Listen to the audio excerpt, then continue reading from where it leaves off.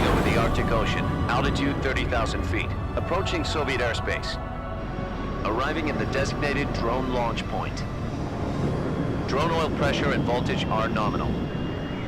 Payload oxygen supply is nominal. Power supply to payload antifreeze system shows no problems. No gusts. All systems go for drone detachment.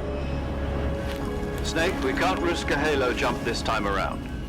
Airspace security has gotten tighter since we were last here. We can't get as close to the ground as we did during the Virtuous mission. So instead, we'll be using one of our newest weapons.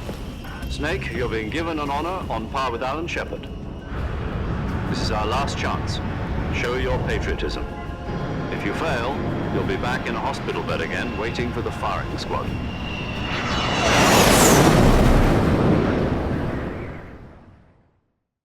So how does it feel to be a patient in one of the most advanced ICUs in the world? Would you do me a favor and tell the suits about visiting hours? I'll never get better with them assaulting me day and night with their questions. Must be part of the top brass's inquiry. More like an interrogation.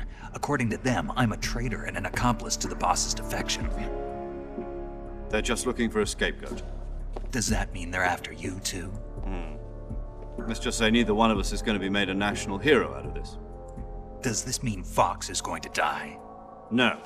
This fox is still one step ahead of the hounds. The reason I came to see you today, Jack, it's time for Fox to clear its name. What are you talking about? The situation has changed. We've still got a chance to come out of this one alive. Yeah, what kind of chance? Don't get too excited. Here, have a cigar. It's Cuban.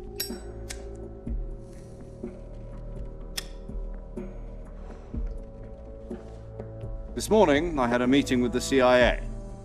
They decided when they're going to execute us? No. Something even bigger. Yesterday, the White House received an unexpected call. President Johnson?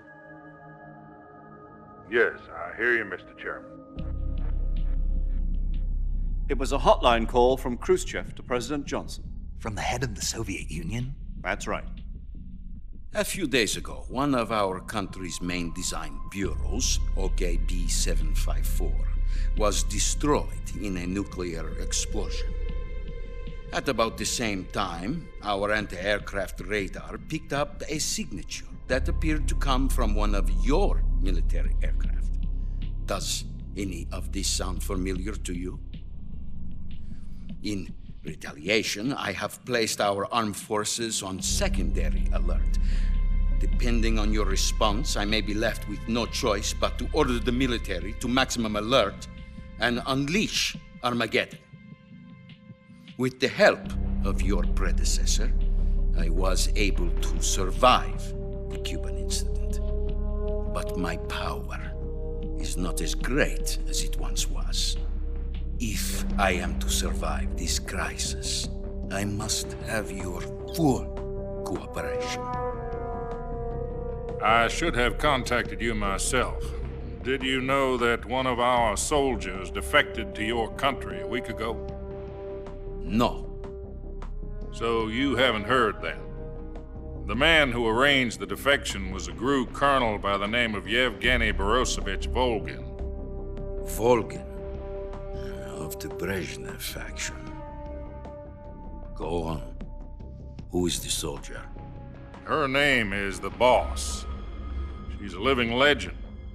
During World War II, she was the one who led us to victory in that war. In Russia, you know her as Voyevoda. You mean the Boss? The mother of your special forces? Yes, that's the one. And she took 2 miniature nuclear shells along with her. The Boss took 2 miniature nuclear shells. I'm afraid so. I believe they were a gift for her new hosts. The Davy Crockett Atomic Battle Group delivery system was completed 2 years ago. But serious problems were found with the launcher's range and precision. Although they were mass-produced, they've never been deployed in battle. But Sokolov's research facility was completely wiped out. The whole area is polluted. I can only offer you my deepest condolences over this terrible tragedy. So, the boss, with Colonel Volgin's help, stole 2 experimental nuclear shells and took them with her as gift when she defected. Then, shortly thereafter, Sokolov's design lab, a top-secret military research facility, was destroyed by one of these weapons. Am I right so far? Yes, that's correct. And the American government denies any involvement in the affair. Is that right as well? That's correct. We were not involved in any way. Then what was a U.S. military aircraft doing on our radar screen? It was clearly in violation of our airspace. And yet you say it was not acting under your orders. That's correct. You expect me to believe that this was all the work of a single soldier? I don't know what else to tell you. The Army insists that this is all a ploy on your part. I've said it once and I'll say it again. Our government had nothing to do with it. And I would like dearly to believe you. However, I'm afraid my power over the military has weakened since the Cuban incident. I will need some kind of proof that this was not the action of the American government. You have 1 week. You must catch the boss yourselves and recover the remaining nuclear device. Then, you must find some way to prove your innocence. Prove our innocence. Yes, preferably something painful. Prove to me that this is not merely another one of your tricks. The boss should be close to Colonel Volgin. How about a little coaction? I would not expect too much if I were you. The political situation here is unstable. And Colonel Volgin is a member of the Brezhnev faction, which seeks to topple my government.